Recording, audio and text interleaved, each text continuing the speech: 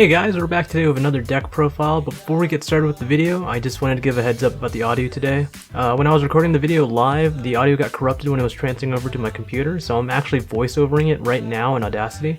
So if the timing seems off in any part of the video, that's why. But other than that, let's get into the deck profile. So starting off, I play two Foxies. I used to have it at 3, but no matter what I did or how I shuffled or how it got cut, I would just somehow end up with 2 in my opening hand. I didn't like that, so I cut one, and it feels a lot better since I can get something more useful instead now.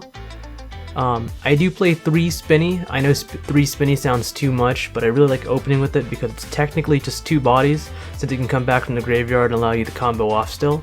There's a really cool combo with it, and Will of the Salamangreat that gets you to the Transcode Talker and Sunlight Wolf co-link board, so they can't be targeted, and then you have some back row too. Next I played 2 Jack Jaguar. I used to play this at 3, but that was also before Parallel Exceed came out, and it was just to make sure I didn't banish both of them off during the Pot of Desires, or if I just somehow got them DD Crowed or something like that. Then I play 1 Foul, 1 Falco, and 1 Mole. Mole and Foul are pretty much the same card when you have them in your hand, as they're just extenders to kind of swarm the board and link climb. I really love Mole since you can easily summon him out, and if you end up with no monsters on the board while he's in your graveyard, you can just banish him and get a Pot of Avarice effect by returning 5 Salamangreat cards to the deck and then just drawing 2. And of course the Heart and Soul of the deck, the 1 Gazelle. Moving on to the honorary Salamangreat monsters, I play 3 Lady D-Bugs. Thank God she's back at 3. She's super useful to grab Gazelle, and actually one of the hand traps that I'll get into later in the video. I only play 1 Flame Buffalo. There's some backstory to it, but essentially, Flame Buffalo fucked me over at a locals once, so I really want to see it now. But it's still a very good card, so I mean, he'll be in there. He just got to be quiet, you know? And then the 3 Parallel Exceeds. This card is a godsend. It's great as it just easily gets out rank 4 Exceeds and just allow you to go second in OTK potentially. And now for the hand traps, you guys are free to change up any part of the deck, of course, but especially here since people may play different things where you guys go to locals at. But for me, I play 2 Ash Blossoms. I only played 2 because I had the same problem I did with that, like I did with Foxy. They were just glued to my hand for some reason. So I took 1 out, and now it's a lot better. It's a little clean, and now I don't have to worry about 2 sitting in there. Next I played 2 DD Crows. There's just more graveyard reliant stuff that I have to worry about, so if I can just banish them and just get rid of the problem then, like invocations or like Garden Rose Maidens or something like that, I'll be set for the game. So next I play 2 Prohibit Snake. This card is awesome. It's a Cyber's hand trap that is searchable with Lady D-Bug, and if you guys don't know what it does, if a link monster you control battles an opponent's monster, at the start of the damage step you can discard it and it will bounce the opponent's monster back to the hand. You have no idea how many times this card has saved me, since people will just try to OTK, but they'll leave like a Sunlight Wolf or like a Balinx just because they'll do more damage, or I don't know what the logic is there, but it's happened.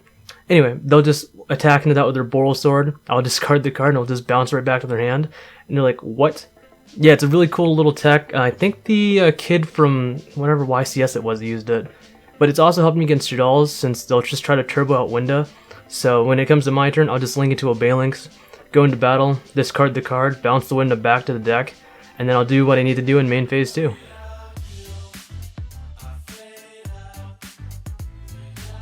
So moving on to the spells now, I play 3 Silent Mining. Really no explanation needed, you just really want to get into your Cyberse plays like right away. Next I play 2 Pot of Desires. Like I said in my Sky Striker deck profile, I think 3 is pretty excessive, and 2 just feels super safe since in this deck you really don't want to banish everything you have. Next, I played 2 Will of the Salamangreats. I used to play it at 3, but that was before Parallel Exceed came out, and it was just great to open with that and Spinny because it was that 2-card combo I was talking about that gets to the Transcode and Sunlight Wolf board.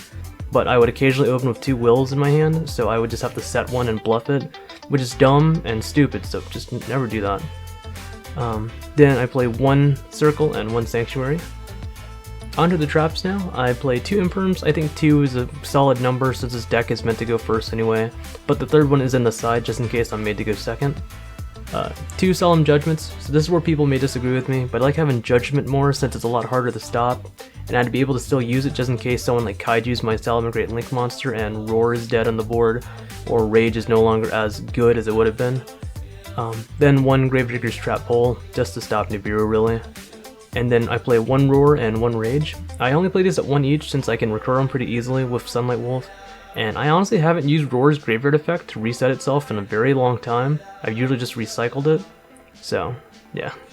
So that's it for the main deck, and moving on to the extra deck now. Of course, 3 Bailings, super good card, and it's low-key busted with the graveyard protection for Salamangreat cards, not just monsters. 3 Sunlight Wolf, you gotta recruit your resources. I only play 2 Heatleo. I've never had the need for a third one. I've never gone into a third one. If I ever did, I think I might be losing by then, to be honest. 2 Pyro Phoenix. This card is busted. You can reincarnate and then board wipe your opponent. Hell yeah. It's a good feeling to kind of board wipe someone with this, because you get to watch all their work go down the drain. And the fact that you can do it really easily in this deck is pretty great. The OTK package, 1 Update Jammer, 1 Transcode, and 1 Access Code Talker. Access Code Talker will have 53 attack, your opponent can't respond to its card pops, and it can attack twice in a row if you use Update Jammer. Hell yeah, definitely. Then the Xyz, I play 1 Trap Tricks Replasia, mainly just to stop Nibiru, and then Abyss Dweller, just to stop any graveyard stuff going under my opponent's turn. And that's about it. That wraps up today's video. Thank you guys for watching, and if you guys enjoyed the content, please consider subscribing. I try to post 3 times a week, but I do get stuck with work and other projects outside of that kind of get in the way. But yeah, other than that, yeah, we'll see ya.